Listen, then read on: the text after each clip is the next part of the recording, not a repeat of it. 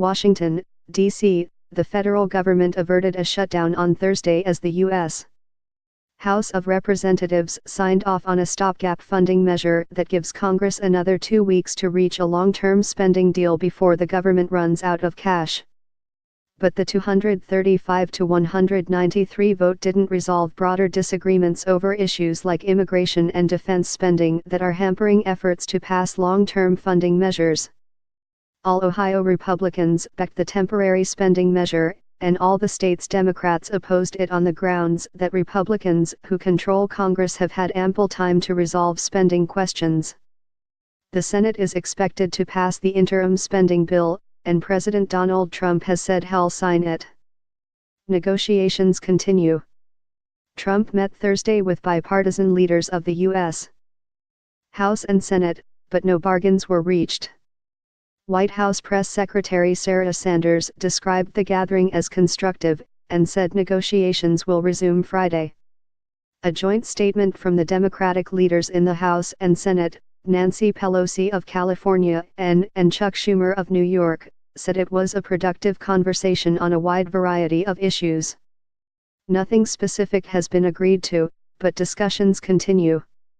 What's at issue? Democrats want the spending deal to include legal status for an estimated 800,000 undocumented immigrants known as Dreamers who were brought to the country as children.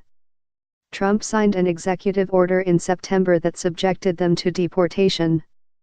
Democrats also don't want the bill to include money for the wall along the Mexican border that Trump promised to build.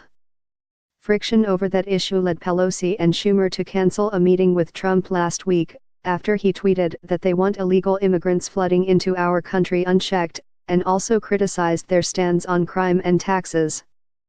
There's also a fight over Republicans' desire to increase defense spending without commensurate increases in domestic spending.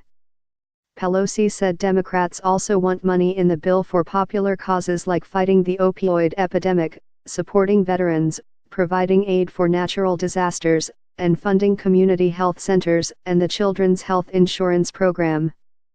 Democrats rejected a prior Republican offer that would have added $54 billion for defense spending and $37 billion for non-defense purposes in the 2018 and 2019 budgets.